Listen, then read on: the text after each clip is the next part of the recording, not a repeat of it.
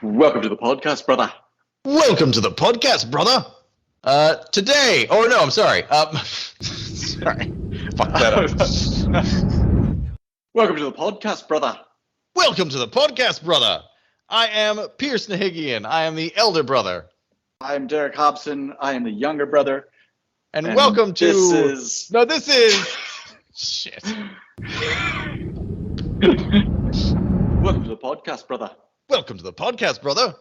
Today, we are talking about Season 1, Episode 13, Hearts and Minds of ABC's Lost. It first aired on January 12th, 2005. It was written by Carlton, Cuse and Javier Grillo-Marxuach and directed by Holcomb.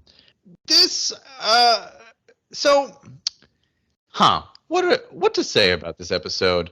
Let's address the elephant in the room before you give me whether or not you liked it. Okay. How do you feel about incest?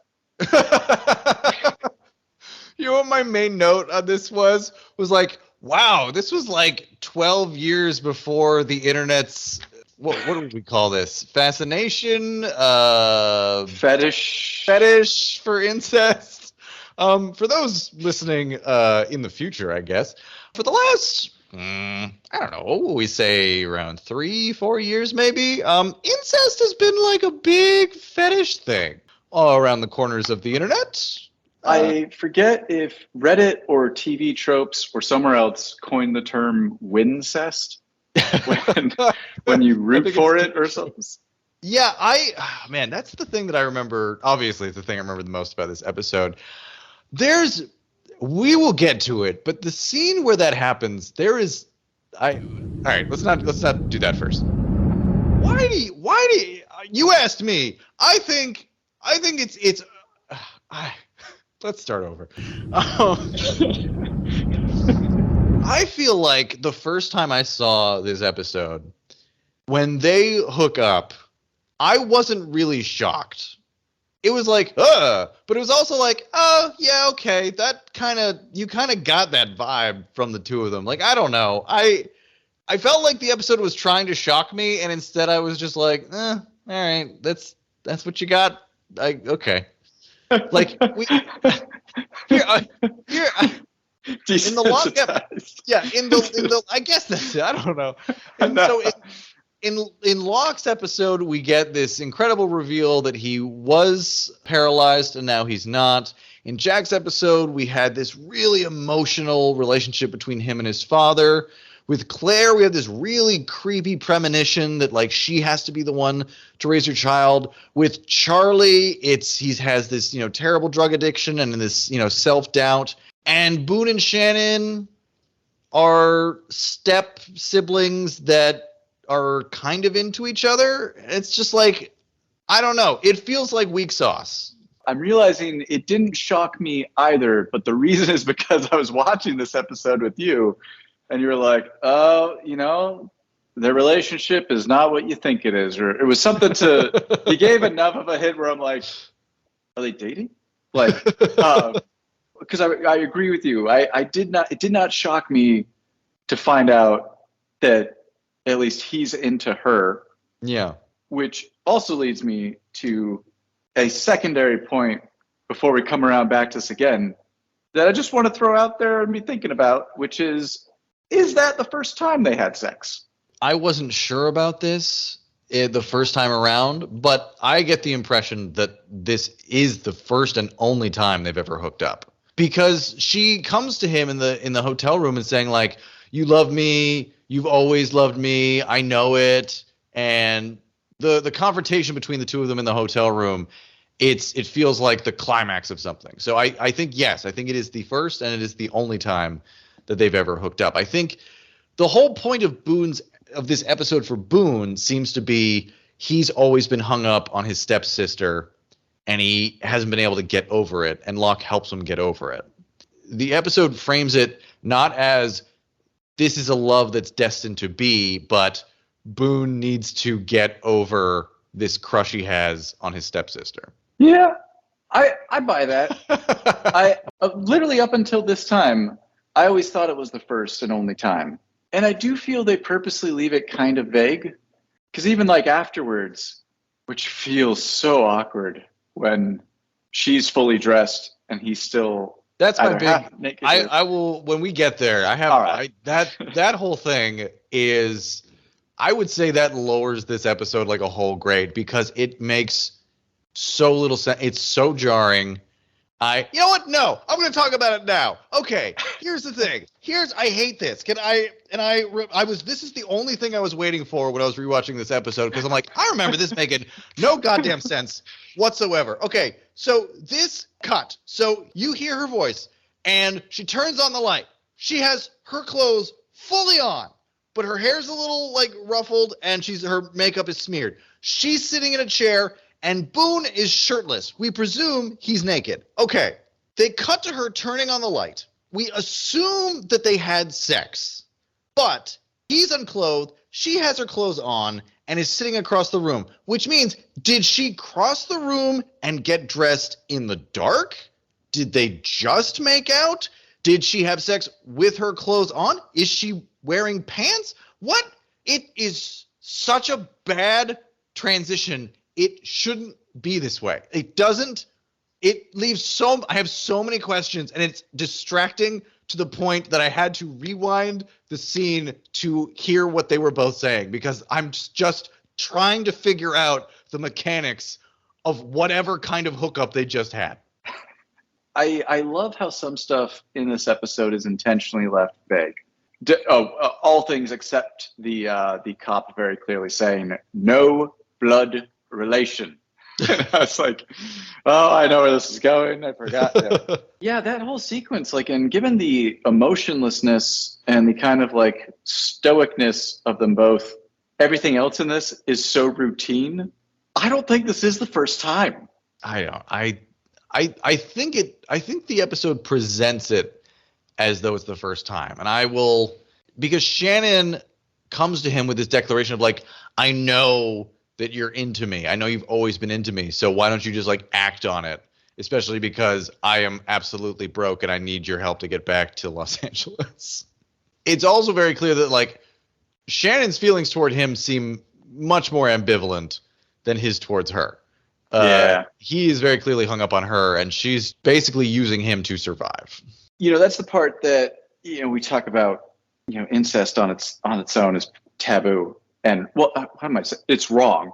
I think it's why I don't want to pull at this thread too much because it does appear that that's the relationship is she's ambivalent and he's into her so much so that he leaves a perfectly solid Shannon substitute to go to Australia. Yep.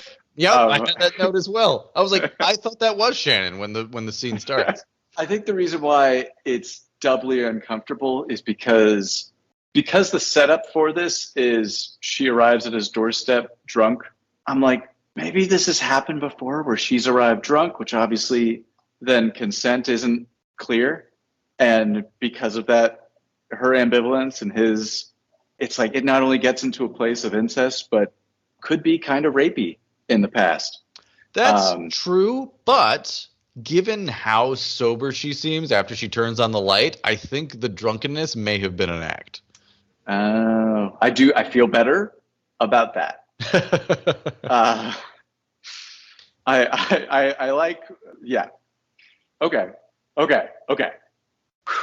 Anyway, I just wanted to get that out in the open because I'm also a little bit like being like, well, they're not related, but also like, yeah, it sounds like since they were like 8, they grew up together. Is that right? I wasn't sure. I don't remember them mentioning it. I know Boone. He says what age. He's like, oh, mother and father got married when we were 8 or 10 or something like that. And I just like, it's weird and gross. And I think that is something that like at the time, well, I think the other thing too is like, well, they're actors, Derek. They're not related. It's not like if they had Maggie and Jake Gyllenhaal playing Boone and Shannon, like, then I'd be like, ooh, no, gross. Yeah, I definitely felt way more grossed out about this now. And maybe it is the Wincest fetishistic takeover.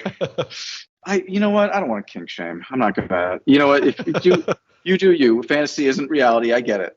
So here's what I can't say. I was surprised that of all the things, that's the thing that people are like, ooh, you know what's a great fantasy? This idea of convenience. That's what it is, because you don't have to you don't need anything complicated. You don't need chains, you don't need whips, you don't need costumes. It's just two people hanging out in a house being like, what are you doing, step bro? So yeah, it's the easiest fetish to act out. You just have to have two people who kind of who act familiar with each other and it's like, what? Ooh, we should do this. I think what bothers me about this is that up until this point, Lost has thrown some shockers our way, but this feels like it's shock just meant for the sake of shock. Like, Lost has shown that it's been able to do lots of different kinds of stories, and I don't think that this is particularly interesting. I don't think it's particularly interesting. I don't think that it really gives us any more about... I think it tells us more about Boone. It tells us less about Shannon, in my opinion. Other than the fact that, like, we thought that she was a spoiled rich girl, but it turns out she's been kind of deprived of any kind of financial support. So yeah, it tells us that. But the thing is, it feels like the show's trying to, like, push a boundary, but it's not. It doesn't feel transgressive enough to really mean anything. Yeah, it would almost be like, it would be a different story if maybe the flashback ended with him being more of like a puppy love kind of thing of like, and when we get back, maybe we could go to dinner. And if, like, she, to, like, get him to shut up, is like, fine, yeah, when we get back. And, like, in her head, or how she delivers it, just thinking like, as soon as we get back, I'm grabbing some cash and I'm going somewhere else. Yeah, you're right. I think it's more impactful if it's either unconsummated, like the scenario you laid out, or if they're both into each other, because then you have the drama of, we want to be together but we can't be. But this is like, they hooked up once and it's not going to happen again. This is one where I really wish I could time travel back and sort of analyze my own feelings about it, because the only thing I remembered about this episode is that moment, is the fact that the brother and sister hooked up. And then the second thing I remember is that there's a whole sequence with the monster that doesn't actually happen. Yeah, we'll get to that. In fact, actually, I guess it would be the opposite. I feel like we learned more about Shannon and less about Boone. Because the thing I liked about Boone was that he is trying to do good. So it makes his protectiveness over his sister, seem like, oh yeah, it's just he wants to help, he just doesn't know how. But this makes it, I think that's what I didn't like, is that as far as his character goes, it slathers it in an unnecessary slime. And I'm like, I don't like this. Show me more Boone just hanging out at a country club playing tennis. I don't even know if I know how I feel about this. It just, maybe you're right. Maybe it is like, it feels like it's shock value for shock value's sake. Because you had enough of a hook with, hey, Shannon's not actually rich. It's weird. I don't know, man. His story's a weird one. Lostpedia informed me this is the only Boone-centric episode. Is it really? It is the only one. I was thinking, like, where does this go from here? Nowhere. It goes nowhere. I'm curious if the Boone character was always meant to be just a one-season character, because Ian Somerhalder at this point was the new hotness. Like, he was everywhere for a little while and then promptly was not. So yeah, I'm curious if he signed on knowing that he was just going to do this for one season, and then he was going to be free up to do other stuff, or if he wanted to be in work, because he does come back for flashbacks, but he never cuts his hair because he has more important things to do. Pierce, what did you think of this episode? Generally, I liked it. I would not put it anywhere near my top whatsoever. It's a fun day on the island episode. We get a lot of little stretches of just characters interacting. Once again, from Lostpedia, apparently in the commentary they mention how the scene where Locke talks to Sayid about the compass and then Sayid talks to Jack about the compass, turns out those were added because the episode was too short and they just had to add something in. That's so funny because I actually really like those. Yeah, I like them as well because it's just a little character moments that don't have to do with the overarching plot. But it's funny that they're just there. They're just scenes that are there. They did stick out. that is so interesting. So yeah, I didn't dislike it, but I think it goes down as, the big thing of this episode is the incest plot. Otherwise, fairly forgettable. I would place it above House of the Rising Sun. And I would definitely place it above the Kate episode. Don't look at me. Look at the floor. It was a fine episode. I always like to see the characters just interacting and just living on the island. I think that's neat. What did you think of this one? I wrote down, it was a great Locke episode. It kind of was. Yeah, I felt that the Boone stuff was fairly weak. But the Locke stuff, we get so much more Locke in this episode, I think, since Walkabout. I would say since the Moth, because we get a lot of Locke in the Moth. At least we get we don't get a lot of Locke, but we get important beats with Locke. This is basically like a retread of that episode, especially because we have Charlie mentioning that Locke changed his life and he has absolute faith in him. And by the end of the episode, Boone goes from wanting to kill him to being even more devoted to him than he was at the beginning of the episode. That's what I love is that I always thought of Locke as the archetypal sage old Morgan Freeman guy. I am here to offer advice. I know about Walter Kripke and Michelangelo and blah blah blah blah. And it's like oh okay, I got your number. This was the first time watching this where, especially given that I've forgotten so much of this, Locke is genuinely diabolical in this episode. Mm-hmm. He is so manipulative. Everything that he does feels so freaking tactful, and it feels super intentional because I do love that they show Locke as a hunter, that he knows how to bait people because he sneaks up on Sayid, who's usually a pretty aware person. And he's like, whoa. And he's like, oh, sorry, let me just pretend that I'm an old man. I'm a weebelo. I'm totally harmless. And it's like, you just snuck up on Sayid. You could have killed him. And we find out later that, oh, by the way, this is how you literally bonked him on the back of the head when he was trying to call for help. Yep. I hadn't even thought about that. That is definitely a clue. We totally we've dropped that plot line. Yeah. That's so fun. I had totally forgotten about that. Well, that's the thing. It's just he genuinely comes across this episode as someone who is evil. I really truly believe that, and I think that's interesting. Because I feel like this episode once again, like we've seen in previous episodes, plays it up like, oh, Locke is actually sinister. But by the end of the episode, you go, oh, well, we didn't understand what he was going for, but it turns out he was, he had the right. But you're saying that you came away from this episode not thinking that Locke was helping Boone so much as he has his own agenda and he's gonna make it happen. Yeah. Well, because the only reason it seems like he pulls Boone off of Sayid is because he's like, and he's like, I don't want Boone telling Shannon I worked in a box factory. That's going to destroy my persona. But then the other thing is that he's like, I also don't want Sayid getting suspicious, which he will if Boone stays on him. And then I even feel like him sitting out there staring out at the ocean, flat out lying to Jack saying, oh, I haven't seen Boone. He fucking baited Jack. He absolutely was like, I could sneak up on this guy, but that's going to make him suspicious. Instead, I'm going to sit here and be the bait. And then he even gives a hint of it. He's like, man, is this the greatest predator? Blah, blah, blah. But the other thing too is that even his story to Boone of oh yeah, Michelangelo's dad beat him and tied his arms together. And it's like, he literally does that to Boone. And it's like, you're going to show me the way into the hatch, and here's how I'm going to beat it out of you.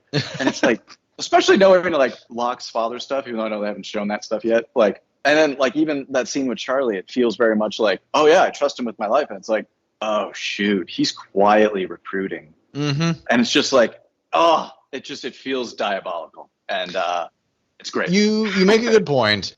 is the John Locke that I fell in love with in the first season. Not because he's a good guy, but because he's a very competent guy. Like, he's always seems to be 3 steps ahead of everybody. And, you know, bit by bit, season by season, we go from this Locke who can lie to Jack without any problem whatsoever, just look him straight in the face and just be like, oh, I haven't seen him. I have, no idea. A boar moving up the valley.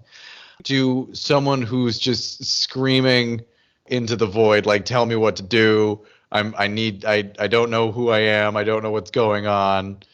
Just utterly lost. And, and again, I get it. Like, that's his character. Is he starts off super assured and then, completely loses his own faith.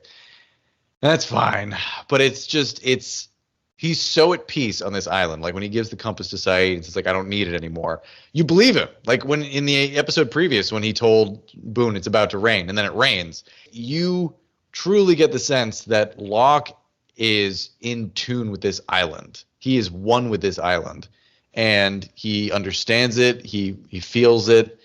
I don't know what it is specifically that, like, throws him out of that balance. I don't know why Locke thinks the hatch, which is, very clearly man-made. Mm-hmm. Like, I would expect him to denounce technology and industry and... Yeah, it's funny that the thing he ends up obsessing over is this very man-made structure. My reason for that, the hatch doesn't fit with his idea of what the island is. So I think it's more that he's trying to explain to himself why this is here on the island, more than thinking that the island wants him to do anything with it. I don't know. But I agree that his obsessiveness over this, it would be good to get his actual opinion rather than some vague story that he tells about it. Like, it's like, I would love for him to trust somebody enough to be like, this is why this is weird to me and why I'm not going to tell anybody about it. He seems to think it's important that just they get in there. He doesn't want anybody else to have it. But there's something about it that doesn't feel quite right story-wise to me. Yeah. It is odd that this is the thing that captivates him. Mm-hmm. It's interesting. All right. Anyway. All right. I'm ready. Sorry. Like you, I'd put it in the middle somewhere. I think, like, even better than, like, something like Claire's episode, which, although, kind of creepy and whatnot, it's still kind of like, I mean, I do love Emily's alliterative lines of boar and banana, My $5 an hour for fish and fry. But just love that one. But like you said, I think the island stuff is real good. And yeah, it humanizes Shannon, of all people, a little bit. Absolutely. But yeah, all right, we can get into it. I'm ready. All right, we start on Boone's beautiful eye. He's watching Sayid with a covetous eye trained on Shannon. Sayid brought Shannon shoes, which is, that's nice.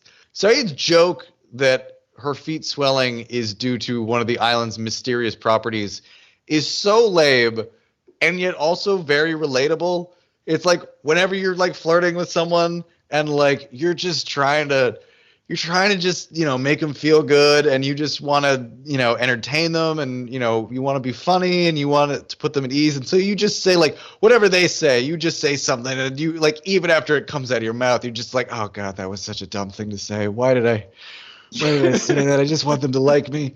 And yeah, so Sayid, it's funny seeing Sayid just being like, oh, your feet are swelling. Huh? Well, I guess it's because the island's magical, right? And it's funny to just see Sayid in that position to just say something stupid like that.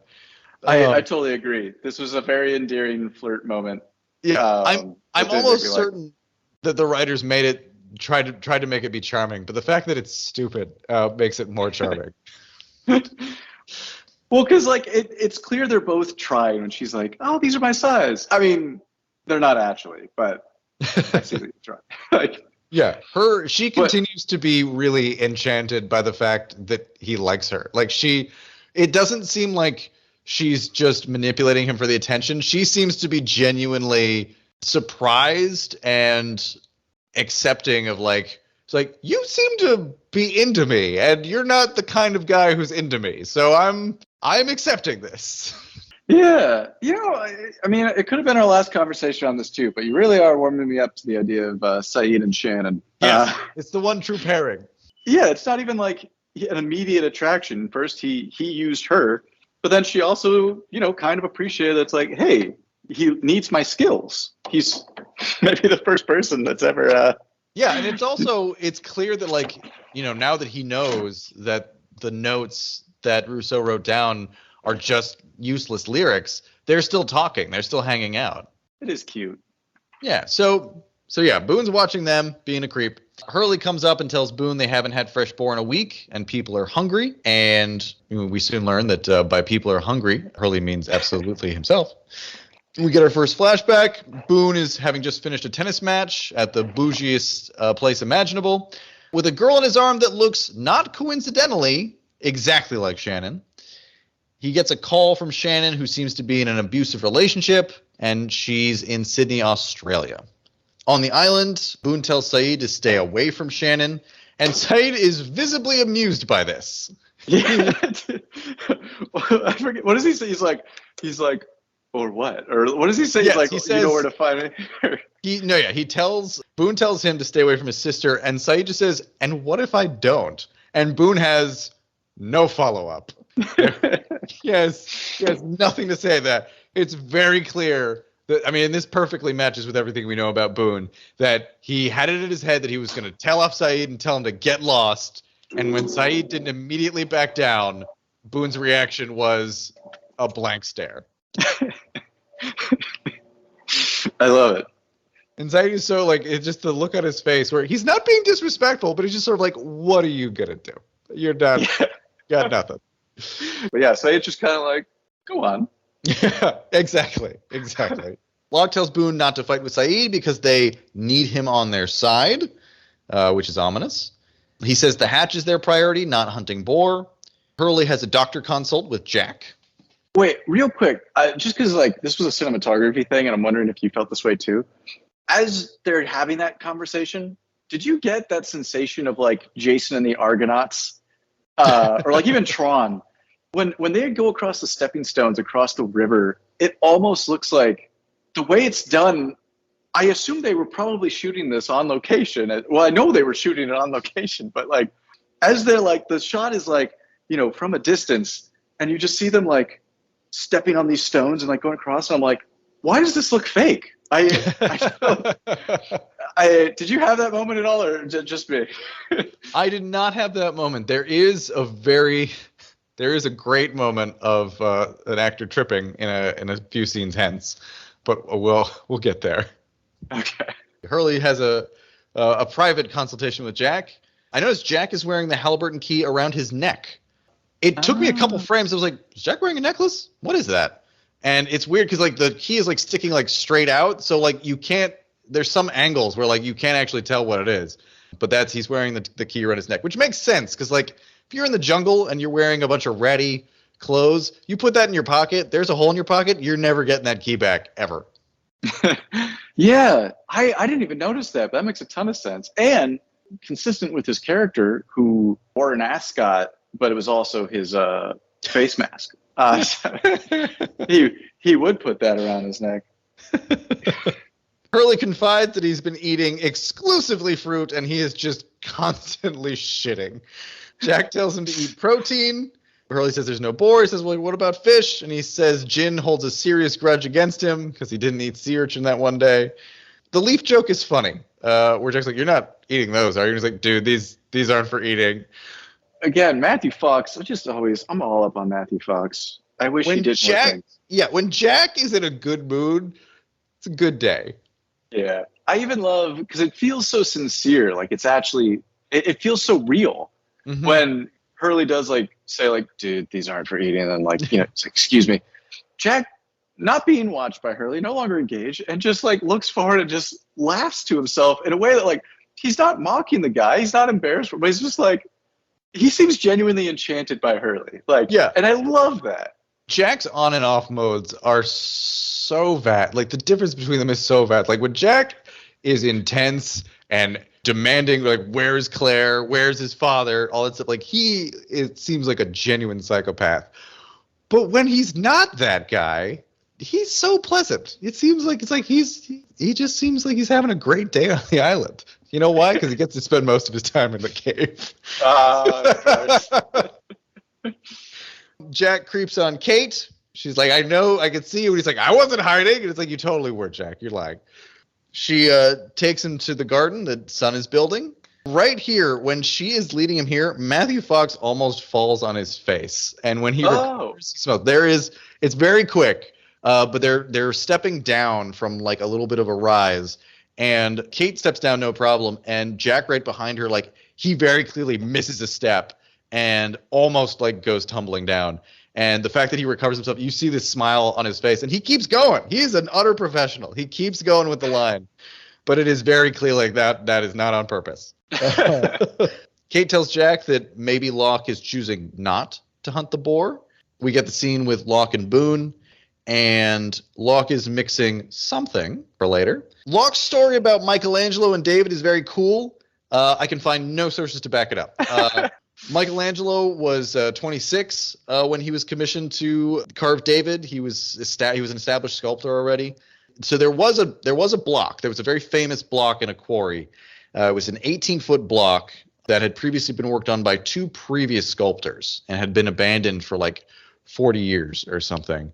And the fact that, I mean, Michelangelo did carve it out of a solid block, and it's a phenomenal statue. It's one of the greatest statues of all time. Like objectively, it's amazing. The whole thing about maybe Michelangelo's father did beat him, but the whole story about him like standing and just looking at the block for 4 months and like a visiting prince being like, "What are you doing?" That could be true, but I was not able in a quick online search. I found nothing to back that story up. Interesting. Yeah, but the thing is, we know that does follow from what we know about Locke is that he will mix his metaphors and anecdotes about famous people, like the guy who climbed the mountain. Yeah, well, you are making me wonder, because I know at the time I'm like, oh, well, it's probably just producer note, but like, yeah, I was curious if you had looked into this one, and hearing that, you know, if it's not obvious from a Google search, like, yeah, I mean, it would be super in keeping with his character. Yeah, and it could be. It could be a story in like a biography of Michelangelo that hasn't found its way online. So I'm not saying it's not true, but I could not find any verification. Yeah, no, I mean I'm going to try not to get ahead of myself because I'm sure there's going to be many more Locke, what do you call it, proverbs. It's interesting that it's a trust but can't verify situation, and on an island where there's no internet, no one to fact check this anyway. Just make all that shit up. I mean, it would be in keeping with his very much man of faith. Like, I believe in all of this, and none of it's true. But it is a good story, and it does. It is a great story, and it does make it illustrates what Locke is doing. He's trying to figure it out. How to get him. Oh no, I had the opposite. I thought he's trying to use Boone to figure it out. He's what I love too is that I forget how it ends exactly, but he's basically like figuring out how to open this hatch is the point.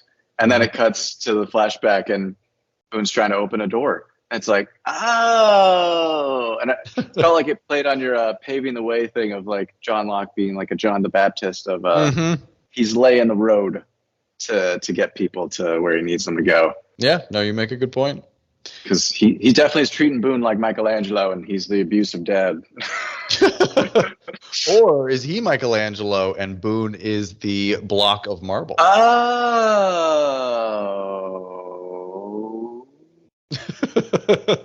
So our next flashback, Boone arrives at Shannon's door. She acts like she doesn't know why he's there. She plays it off, but reveals a bruise on her head, which was very faint. I had to rewind to make it out, but it's there. Back on the island, Hurley asks Jin to show him where the fish are. Back with Boone and Locke, Boone says that he has to tell Shannon about the hatch. He says she can keep a secret, and we know that she can. And Locke knocks out Boone. More head trauma. He hits him so hard. It is a continuing trope that they use in this island, and it makes me uncomfortable every time. More so now than back then. I was just like, yeah, that's what you do. You hit somebody in the head, they fall asleep for a few hours, and then they wake up and everything's fine. But no. Medical experts have assured us time and time again, if you get hit on the head and you don't immediately get back up again, you need to go to the hospital because there could be some serious damage going on there. The fact that Boone woke up after being tied up and also like, it's serious. It's serious. We need to stop putting this in TV shows and movies. Like, it's giving people the wrong impression. You can kill somebody that way. Really easy. Sorry. Boone wakes up tied up. He sees Locke mixing more stuff, which is apparently it has some antiseptic properties, but we find out much later it's actually a hallucinogen. He leaves Boone a knife and says the camp is 4 miles west, and we get another arc number there, 4, the first of the numbers. We did you like how Boone flinches when Locke throws the knife at him? Yeah. It's like, you really think that he went to all the trouble of tying you up to then just throw a knife into you? Like, he could have killed you while you were sleeping. Like, it's in character for Boone, but it's just it's silly. We get the flashback with Boone in the police station. He's trying to report the abusive relationship that Shannon's in. The cop's being a dick. The most interesting part of this is that we see Sawyer being dragged through the station. I think this is the first time we see one of the island characters in somebody else's flashback. Is that right? Yeah. I wrote that down. I thought this was the first one as well. And, I'm not counting if someone was at the airport. No. Yeah. But no, yeah. I totally agree. Like, it does, not only does it catch you off guard, but it definitely builds up that intrigue. And it's like a neat little, one of those unanswered questions of like, oh yeah, we don't know how Sawyer wound up in Australia. We hear him talking about he had somebody's like he was giving a bottle back to somebody. It's funny too the way that like the audio mix there is really good because you hear him coming like from like in the beginning and then he just completely takes over like the audio for this scene. Like it just completely overrides what Boone's thing is and you just see him dragged through there by a bunch of guys. It was well done. Yeah, I loved that. And I feel like that's the first hint that, hey, maybe they're all connected in some way. Yeah. And you're right. There is, we do have in the Sun episode where we see Jack at the desk. But I agree. I don't think we need to count the airport flashbacks because obviously they were all at the airport. We learn that Shannon was married once before. Oh, yeah. I don't know if we ever come back to that plot point. And we established that he is her stepbrother. I believe we already. Blood relation. Yeah, I think they do mention that in a previous episode, but they do hammer it home here to prepare you. At the dock, he offers her boyfriend $25,000 to leave her. We know that this isn't the first time he's done this. The boyfriend asks for $50K, and Boone pays it. Just writes a check for $50,000. It's funny. You mentioned earlier the key on Jack's neck. This is the only time that a prop like stuck when Boone marches up onto the dock to the boyfriend. The checkbook is just sticking so awkwardly out of his back pocket. It's like, I appreciate that it's there, but it does not belong there. It's very clear. Like his pockets were built for fashion, not for function. Back on the island, Kate tells Sun they've been on the island for 3 weeks. And how she finds out Sun can speak English is handled well. I actually really liked that. Kate makes a joke about, wanting to explore Bali and being an island and, be careful what you wish for. And Sun just like smirks. And it's good. It doesn't feel contrived. It's not like this big moment where she suddenly has to like yell out and say, I can speak English. It's just this little moment. And Kate notices it. And she's like, hey, you understand what I'm talking about. I think this whole, and this is so freaking clever, how they tie Sun and Jin into this episode, who previously have kind of been doing their own thing. Yeah, really been under the radar. I think it is so freaking clever because I bet you part of it when they must have been brainstorming this episode of like having Kate find out is I wonder if they're like, I mean, don't you think like the audience is gonna like how could anyone keep this hidden? But like you've got that Hurley Jin parallel too, of Hurley being like, even though they don't speak the language, and we've established, no, this isn't a hidden, he knows English, he doesn't speak the language. There's clearly like a, no, we understand each other kind of thing. So having that parallel along with the son Kate one was also like, yeah, all right.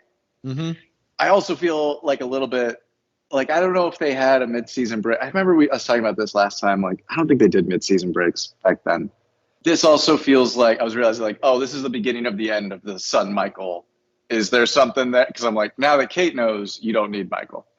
Like, yeah, I vaguely recall there is some little moment between the two of them when he gets on the raft, but that really is that plot line went nowhere. Yeah.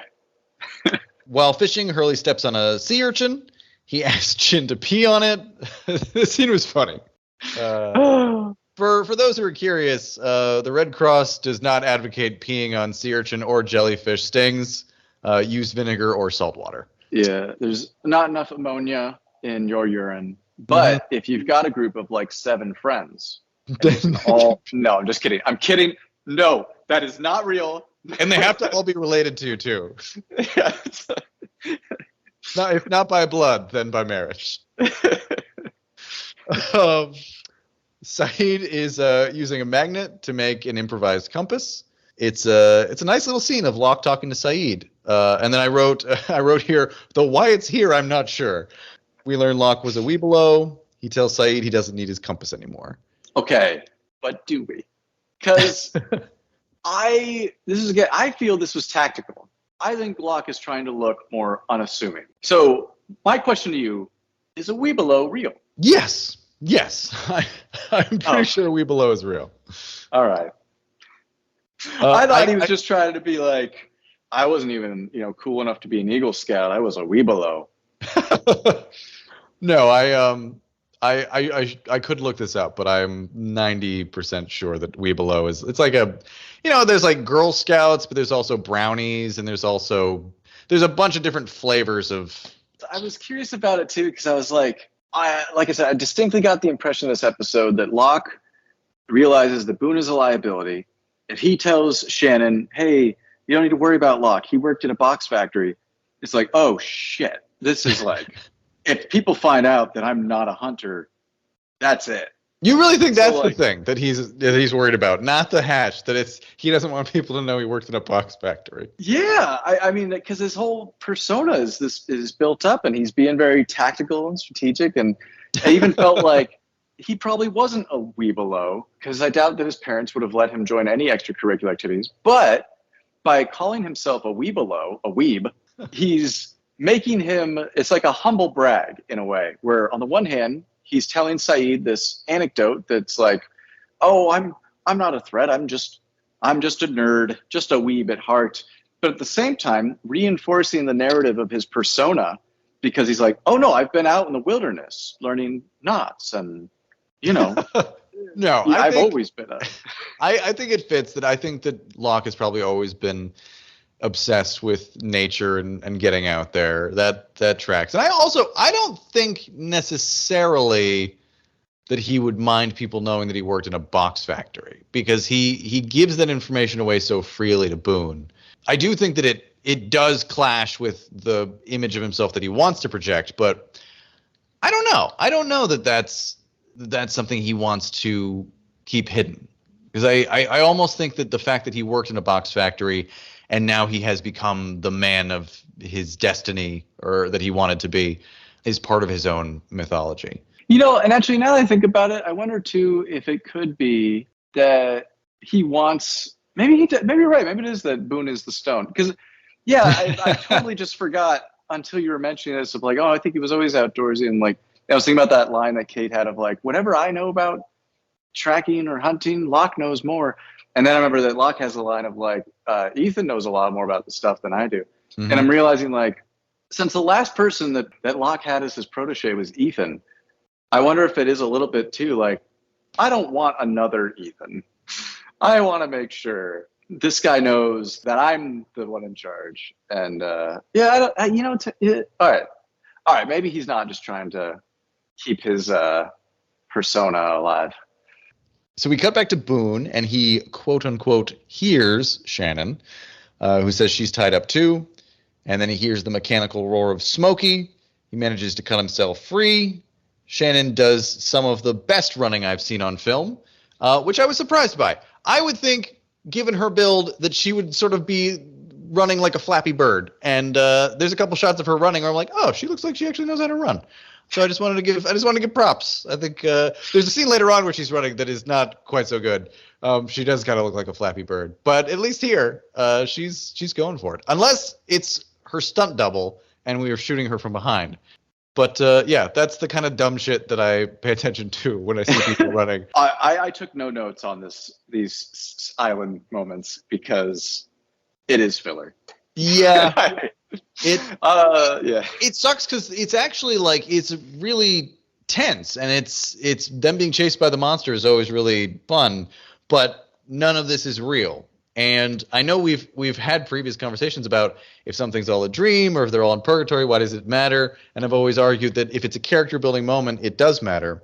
But while it does impact Boone's character, the things that we think we're learning about the monster, like how it operates, we then learn, well, that was all just a figment of Boone's imagination. So anything that happens there involving the monster doesn't matter because that's not the monster.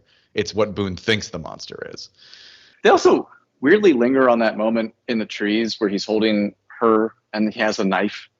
They like hold that shot for like a little long. I was like, man, this is just gotta make that killing runtime. Time. Yep, yeah, gotta make that runtime. It was a short episode. It's a couple shots there. I agree. Yeah. Also, because like he's also like grabbing for her and moving wildly. Like that is a knife. It is a very sharp knife. Like he would have cut her multiple times if he's just like groping wildly like that. Although, what are you gonna do with that knife, Boone? You're not gonna fight Smokey with that. So while they're hiding in the copse of trees, Sayid shows Jack the compass and that magnetic north doesn't match up with true north. Sayid says the magnet is defective, but we know the island does have a major magnetic property. And doesn't Sayid kind of back it off a little bit where he's like, at the end he says something. He's like, I'm going to go head north, or what I think is north. Mm-hmm. Because I feel like this has been Sayid ever since coming back from the Whispering Woods, where he's a little bit like, I don't think I know anything. Yeah. It's like, this island is weird, and I don't know what's what anymore. But yeah, it's he says that a minor magnetic anomaly would account for a couple degrees, but not something that's super, super off like that. But we come to learn in seasons of the future that the island is just one giant electromagnetic anomaly and is also magic. So there's that. Boone comes to Shannon's house to get her out of there, but he discovers that she and Brian scammed him. It was a scam. Shannon is trying to get back the money that her stepmother has taken from her father. It's money she feels she is owed. We find out that this has happened previously. Every time Boone has written a check to one of her sleazy boyfriends, it's really so that she can get the money back for herself. And really makes you feel for Shannon, actually. I think originally I was more like, oh man, so Shannon's just been scamming him all this time. But no, you're like, with this poor woman. Yeah, well, and then I'm inclined to imagine that these guys who, not all of them give her the money. Mm-hmm. I think a lot of them, probably like, oh, actually. Because also, how would she even know how much money she's going to get? Like, for all she knows, maybe she's like, oh, yeah, usually pays my boyfriend's $5,000. And, like, for all we know, the Australian guy, he's like, 25,000. She even said 50. Like, how high can we go here? That's the scene. Jack goes to talk to Locke. They sit. It's a nice moment. Locke tells Jack that the boar are migrating out of the valley. Now, this seems to be a lie, but I realize that this actually, he could be telling Jack the reason he's not hunting the boar is because they're migrating out of the valley, to just say that's why he's not getting any boar. But I also realized he could also be telling the truth about this. The boar might actually be migrating out of the valley. I hadn't thought of that. I thought he was doing this to plant the seed because Locke, of all people, has seen Crazy Eyes Jack. And he knows, like, when he didn't listen to Claire, she wound up abducted, and it made Jack irrational and quite possibly easy to manipulate. Mm-hmm. So I viewed this as Locke being tactically manipulative, and it's like, I'm going to plant the seed of, hey, why would we want to get rescued? We got to go deeper into the island. Yeah, I thought about that too, that maybe he's trying to get Jack to go deeper into the island. It seemed like in early episodes when Sayid's going to go on his trip, that with Sayid by himself, we were going to get a sense of how big the island was, and just exactly what we're dealing with, and that lasts all of an episode. We have no idea about the size of the island, what the rest of the terrain looks like, and I realize that's on purpose. Like, they don't want to reveal too much about the island so that they've got more for future episodes.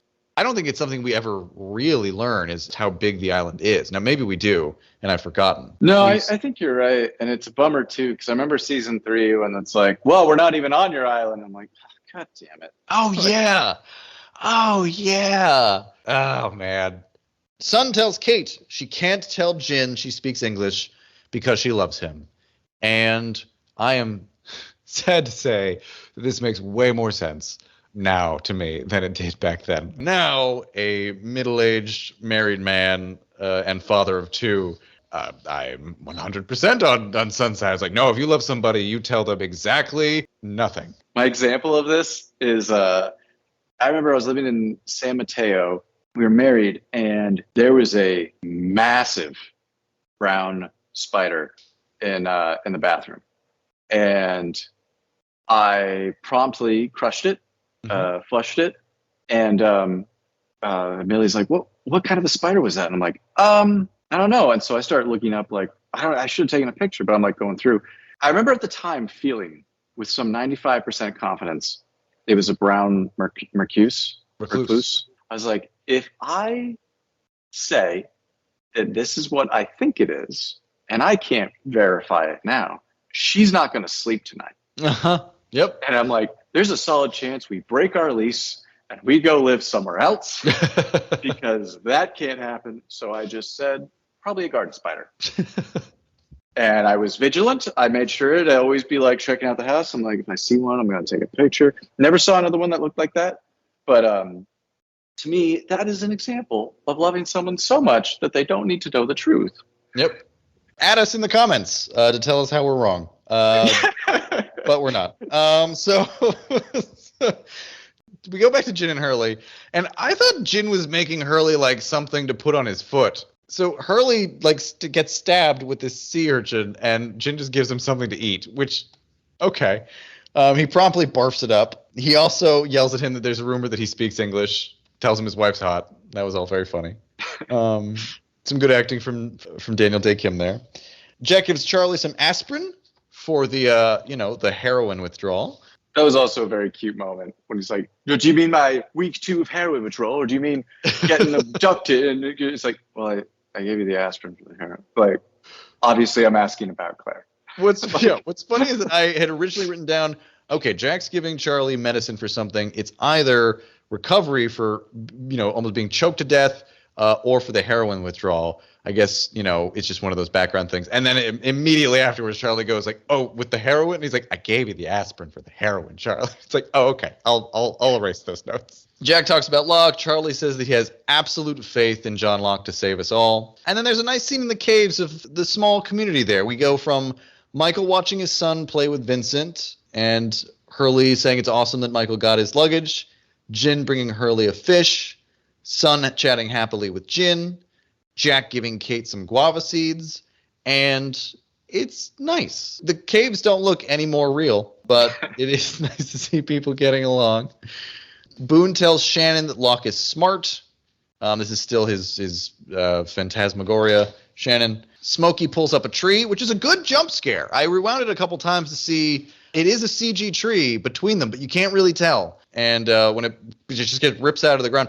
What pisses me off, so this is Boone's imagination that Smokey rips up a tree. But then I believe in like later episodes, Smokey does rip up trees. So Boone imagines that this, but whatever the monster is big enough to rip up a tree. But then we found out, it actually does rip up trees. It doesn't. Well, it doesn't make sense. Think because they're still playing with like, is it real or is it hallucination? And it's entirely possible that it's not a hallucination. And Smokey's also pretending to be Shannon. I don't know. I didn't even think about that, and now you've put that in my head. Because we never see Smokey and Shannon in the same. See, this is the bullshit that we have to deal with having seen this show. Because Locke does seem surprised when like Boone tells him the stuff. He's like, "Is that what it made you see?" Yeah, we know that Locke at least has looked into the heart of the island, and he trusts Smokey, so like he'd be like, "Yeah, sure." Yeah. Right, well, there's a good shot of Shannon getting picked up and spun around by Smokey. It's a good, her like feet just like leave the ground, and then you see her just going. Woo, woo, woo, woo, woo. It's terrifying. We got our last flashback. Shannon comes to Boone in his hotel room. Says Brian took the money, and then I wrote, so they start making out, and then yeah, I've already ranted about this before, but the cut from them making out to her being by the light, it infuriates me. It is such a bad transition because all it does is make me question what the hell is going. Like, did she get dressed? Did she have sex with her clothes on? Why does he not have his clothes on? I'm gonna blame the director, I guess. Well, I don't know. Somebody deserves blame for this. It's interesting just because this episode, it's hard to tell who's lying because I even think the whole idea. And I think it's brilliant that they never show us Boone and Shannon's parents. I feel like if you did show them in this episode, you may immediately start having your own assumptions of like, oh, she's a gold digger. But like, what's interesting about having two sides to this is that like Boone seems to at least think that his mom is this wealthy titan of matrimony. He's like, do you know who my mother is? Like, no, Boone, nobody knows. Nobody's paying that much attention to bridal costumery. Well, that's why, like, it's interesting because it's like, is she actually a Titan and therefore not a gold digger, and Shannon's just being a spoiled brat? I think if Boone could casually write a check for $50K and isn't doing it to, bounce the check, yeah, I think it's safe to say that she is. But go on. If he's grossly overpaid. Oh, absolutely. And underqualified. Yeah, Boone is, there is nothing about Boone that is qualified alone to be that. It is clearly just his mommy owns the company and she gave him a little branch to run as his own. Boone finds Shannon chomped up in the river, dead. He finds Locke later that night and attacks him. Locke asks Boone why there's no blood on him if Shannon is dead, and then points out that Shannon is in fact fine. The show leaves it extremely vague what sort of substance he used. I believe the substance he used is TV bullshit. Boone says he felt relieved when he thought Shannon was dead, and Locke says it's time to let go. So, as we mentioned before, this is another episode that sort of sets it up like, what is this guy Locke all about? And in the end, it's, as we both said, like, there's some stuff there that's not so good. He clearly has his own agenda, but there's some stuff where, even though it might have been serving his own agenda, he did get Boone to confront, something he'd clearly been wrestling with for a long time. Well, that's why I really do think it was a masterful Locke episode, because he asks Boone, what did you feel when you thought your sister was dead? He's like, relief. And he's like, oh, good. Let your hate flow through you. It feels like a very sinister.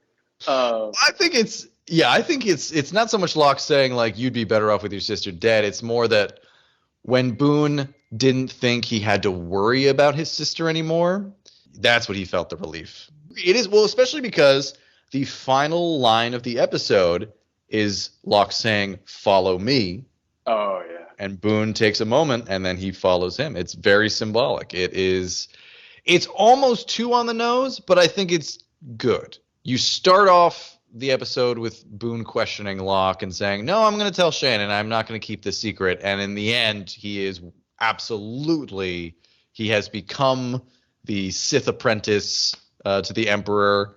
It's the only other note I have for this episode is that Locke is totally using this psychedelic stuff recreationally.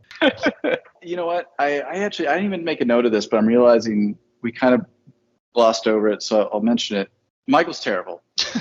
And it's worse knowing that he's right to tell his son, hey, I don't want you hanging out with that guy if he's also like using psychedelics recreationally. I'm like, man, is Michael right here? He's right for the wrong reasons.